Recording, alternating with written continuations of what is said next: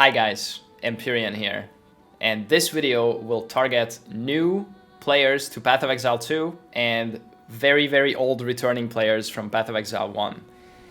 I want people to be able to understand the PoE terminology, the PoE lingo that we use, people who have used to be playing this game for a couple of hours, and you join a stream and you hear this sentence. My friend was playing an HC SSF Void League and he found a T0 while magic finding and he bricked it.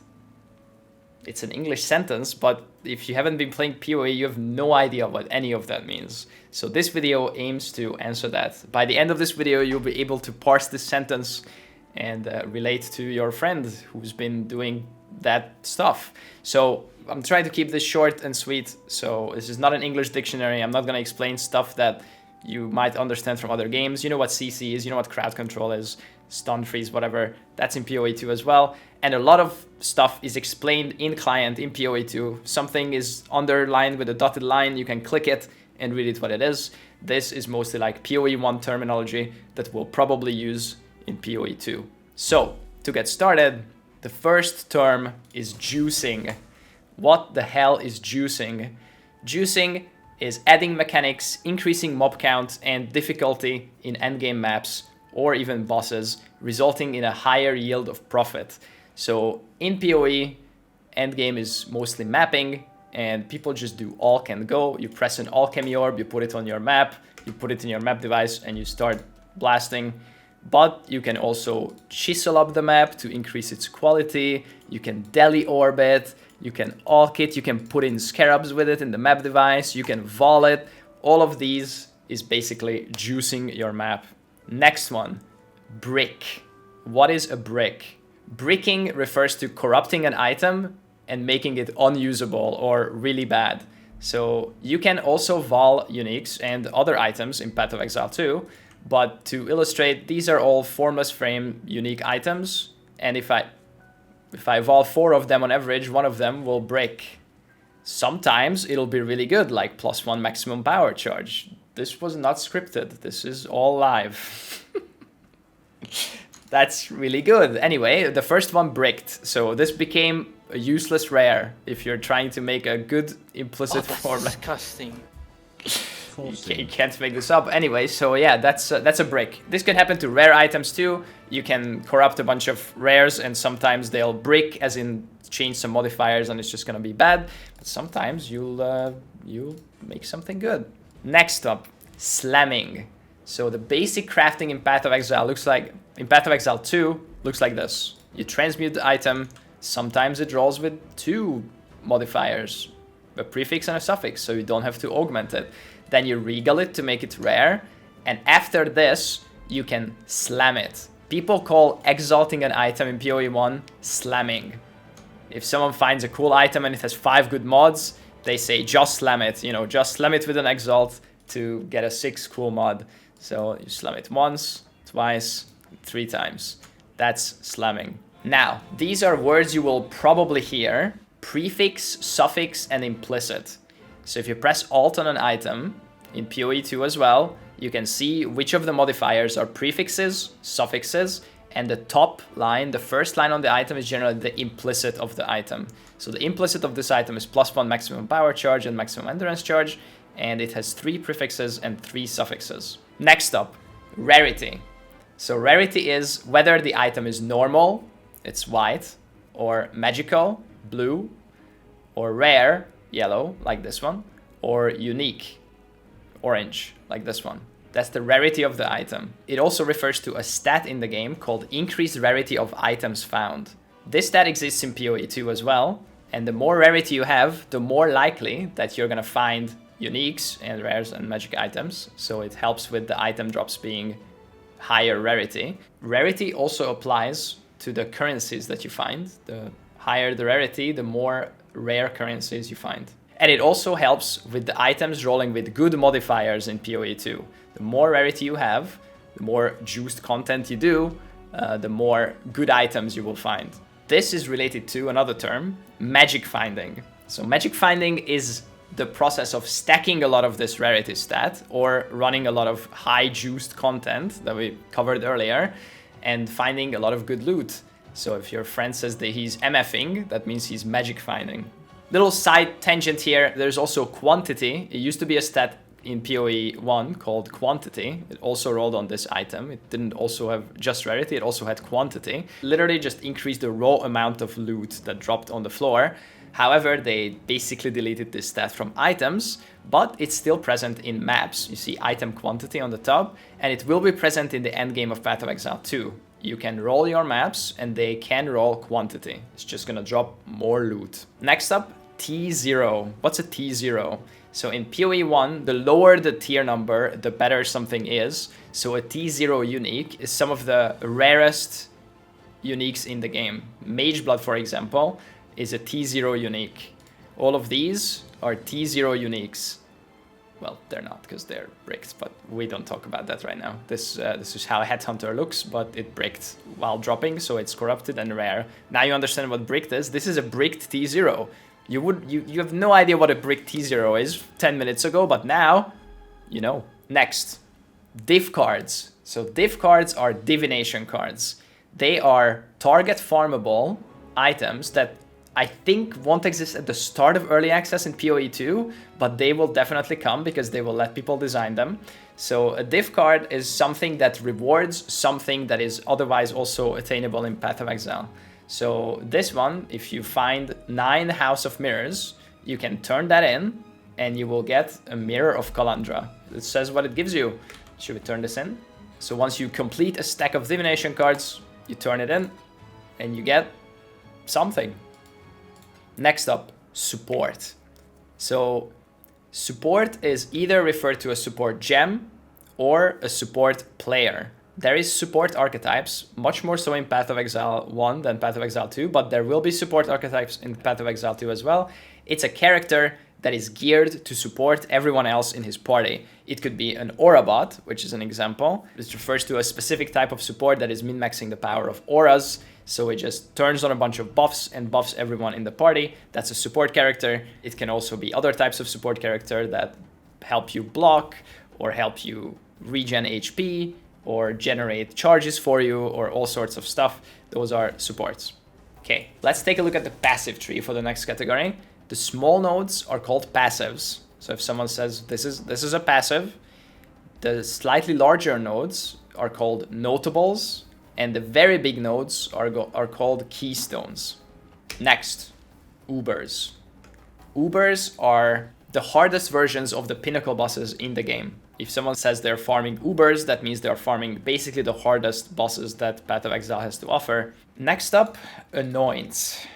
So anointing is a mechanic that comes from Path of Exile 1, but it is present in Path of Exile 2 as well. In Path of Exile 1, you have to use oils, but in Path of Exile 2, you'll use distilled emotions, and they will come from delirium, and they allow you to enchant one of your passive skill notables, right? So these middle-sized nodes, onto an amulet. And now this amulet has that node, and if you put it on, it's as if you spec'd that passive notable. And now I have mysticism on my amulet, anointed, even though I didn't path to it on my passive tree. Now we're gonna log out and discuss leagues. So if you start Path of Exile, you create a character and you will have some options. Do you wanna start on standard or the current league or the hardcore version of the current league? And do you wanna impose SSF or hardcore extra difficulty on yourself? So in Path of Exile 2 Early Access, there is no standard.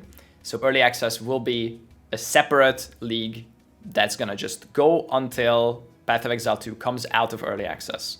And then there will be standard and the current league. You can of course choose to play solo self-found or hardcore solo self-found on top of that, but those are self-imposed challenges. Standard never wipes. Standard is permanent. It's a permanent league that everything transfers into once it ends. So the current running league in Path of Exile 1 is Settlers. Once it ends, everything will transfer to Standard and stay there forever. Except Void Leagues. Void Leagues are leagues or events that run and that never transfer to Standard. If you play a Voided League, the characters and items and everything you farm in that league is permanently voided. You cannot access it anymore. Next up, meta. the current trend, popular builds, items, farming methods. You probably know this term from other games, but it also exists in Path of Exile. Every league, there's a new meta, kind of, or the old meta changes. It's the best builds that most people play, the popular stuff, the best farming strats. Those are meta strats, meta builds. Next one, ascending. So ascending is the point where you're choosing your ascendancy for your class, where mercenary becomes a witch hunter or a gemling legionnaire. Sorc becomes a stormweaver or a chronomancer. So in PoE1 you have to do a lab or labyrinth to get your ascension points, but in PoE2 you have to do the trial of the Sekama and trial of the chaos. It's your two ways to ascend your character. That means getting your ascendancy points, which are your strongest passive points in the game. Next up is mapping. So in Path of Exile 2 there will be an atlas, the UI for maps. They are called waystones, but in Path of Exile 1 they're called maps, and I'm pretty sure everyone's just gonna call them maps in Path of Exile 2. I don't think anyone is gonna be like, hey guys, wanna join me in some waystoning? No, we're probably still gonna be mapping on the atlas. I think they might call it the world map. The atlas is the big, infinitely scrolling endgame system of Path of Exile 2. Mapping is primary endgame. Conversion. Conversion is damage types taken or dealt are converted into other damage types. So let's show an example of this.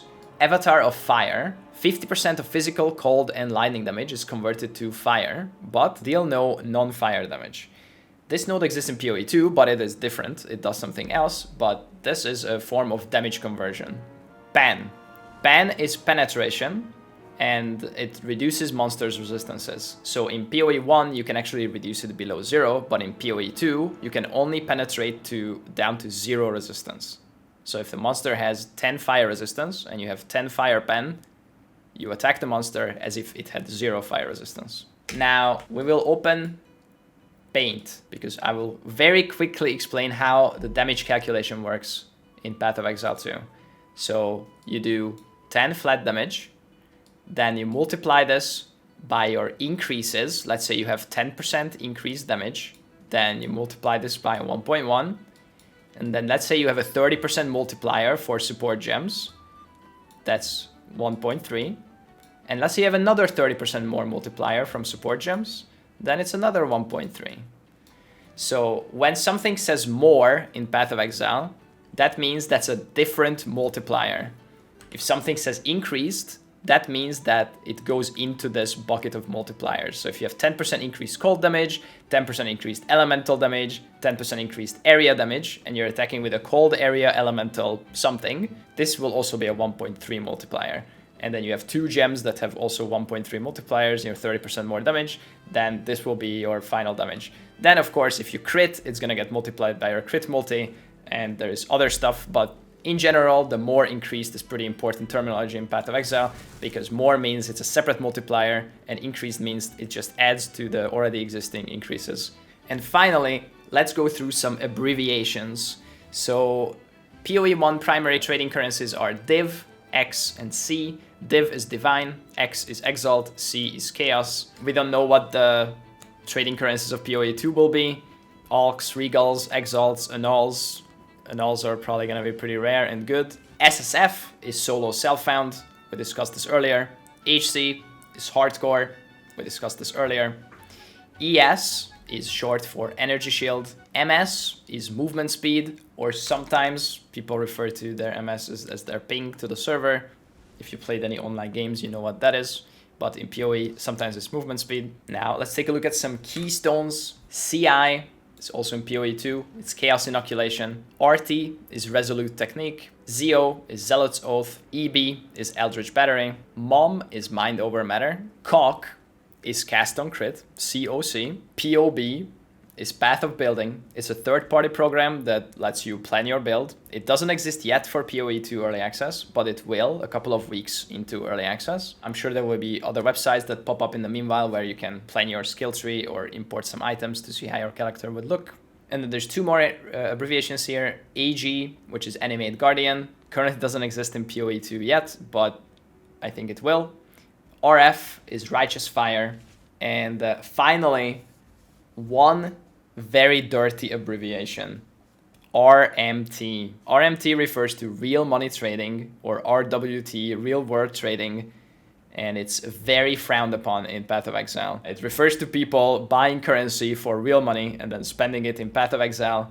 It is against the terms of service. You shouldn't do it. Buying an advantage in this game for real money is cringe, and you will not find support of that from me anytime, ever. The last word on the list is Krangled. So Krangled is a very old reference from a few years ago. Someone posted on Reddit what it feels like returning after a few years.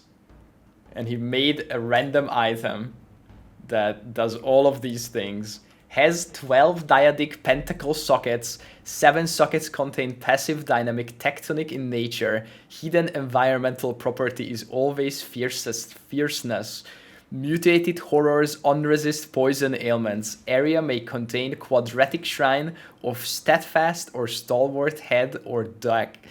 Anyway, this is a made up item, it doesn't exist, but this is what it feels like, and it's also Krangled. So if someone says Krangled, it's basically used to describe something that's broken, cursed, corrupted, or overly complicated.